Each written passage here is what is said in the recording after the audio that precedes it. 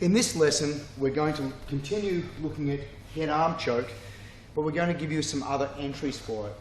We've already mentioned how we normally start out by applying head-arm choke as a good attack from headlock control. But now we're going to set it up from our knees in a head-to-head situation. Actually, before we do that, we'll just look at a simpler way to practice the head-arm choke. Sometimes this actually happens in side control a fair bit. We're lying down there. David, I went side control, and for one reason or another, my partner's got his hand on the upside of my head. My hand's underneath his head, but his hand's on the upside of my head. We can turn, put our head on the ground, facing the same direction as he is, to put a pre-stretch in our spine. Walking up, our feet close to his body, jumping up, jumping to the other side, rolling him up, applying the head-arm choke. Letting go.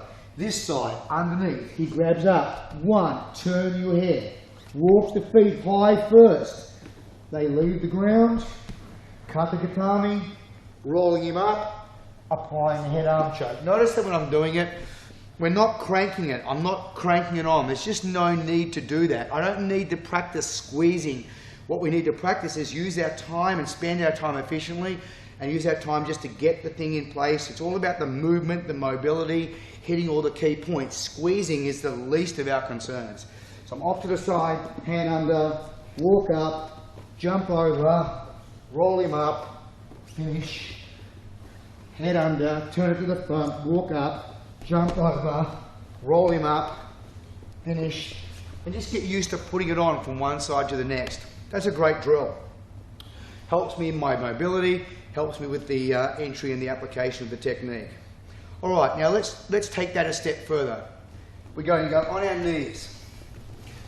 From here, I'm going to do what's called a chin-lock rollover. I start by grabbing David's chin. It's a great turnover for when someone's got no gi. I grab the chin. I grab the wrist with this hand. We now take my weight off the back and I drop my shoulder onto the back of his neck. So even though my weight's come off, my weight hasn't come off his head. He can't lift his head up. He'll try to, and that's fine. I want him to make a little space so I can put my head under his arm. I now pull his chin, rolling him over. I arch back up high, because at this point, when I'm arching up high, he can't turn toward me because of his chin. He can't turn away from me because of my head. Keeping my head on the ground, I walk around to the side, and now we have that exact situation, allowing us to jump over and set it up. Let's go the other angle now. I have his chin, I have his wrist. Shoulder down, head under. Pull that chin to roll him over, immediately arch up high. He can't turn either way, he's stuck. Keeping my head on the ground, walk to the side. Don't lift that hand. Release his head, hand goes underneath. His hand's still stuck there, walking up, making my jump, setting my Kata-Gatame up, pulling it up, and finish with the headlock control. One last time.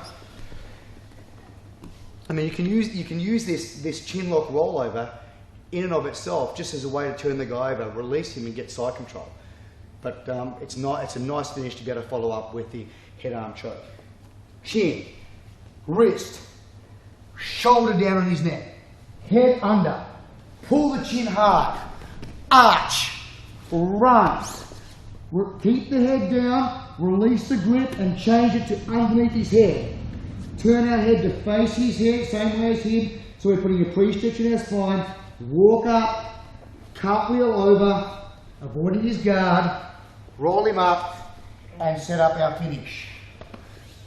So that's great. It's a great move and it's a great turnover as well. So that's chin lock rollover to head arm choke. So there's a couple of great ways to make more out of that choke that we'd already taken you through.